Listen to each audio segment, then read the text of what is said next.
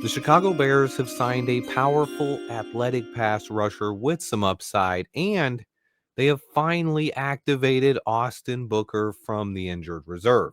I'm going to quickly break it down. Let's get right into it.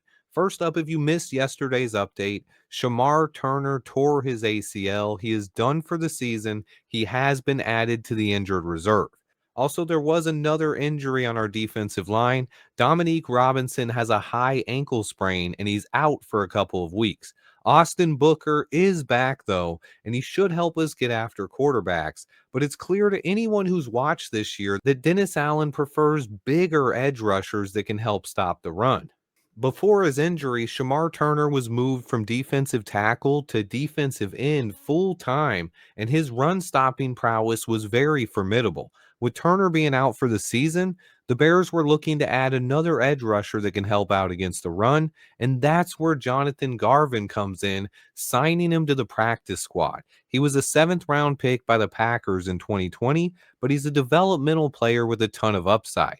He tested very well athletically, scoring a 9.05 on his relative athletic score, but he probably could have benefited from another year in college. He left early after having back-to-back decent years, putting up 10.5 sacks and 26 tackles for loss over his final 2 years in Miami.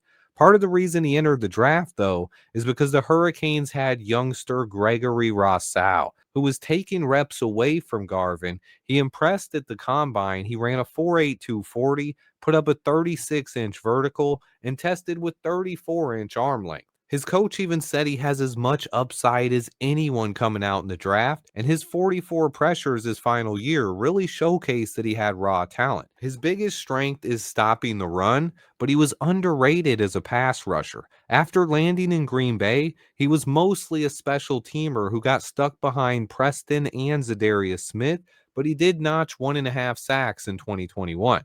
He has nice burst, a quick first step, power, and agility. He was a developmental prospect that needed to work on his technique, and that's the biggest question right now. It's been 4 years since he had meaningful snaps in an NFL game, so it's tough to predict how much he's developed since then.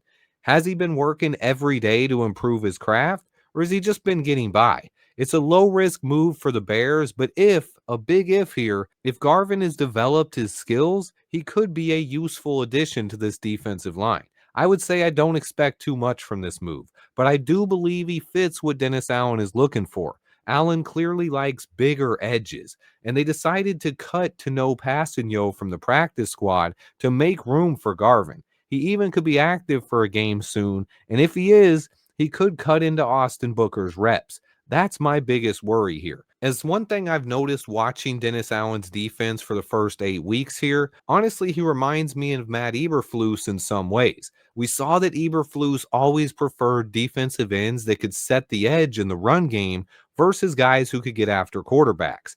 I thought that was going to change with Dennis Allen. While he had used bigger edge rushers more recently in New Orleans, he had also drafted some smaller, quicker edges earlier in his career. Unfortunately, it seems that Allen might not be a big fan of Austin Booker. He prefers those bigger edges that are stout against the run.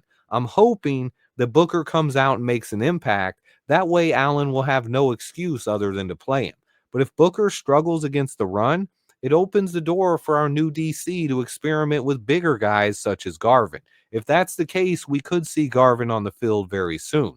This is something to keep an eye on over the next couple of weeks. Also, one final note here. There were some incorrect reports that the Bears had signed Steven Carlson and Dallas Flowers to the active roster. This did not happen, guys. They were elevated from the practice squad for Sunday's game, but they have not been signed to the 53. As always, I appreciate everyone who watches. Please remember to hit that like button for me to support the channel. Stay tuned, and until next time, bear down.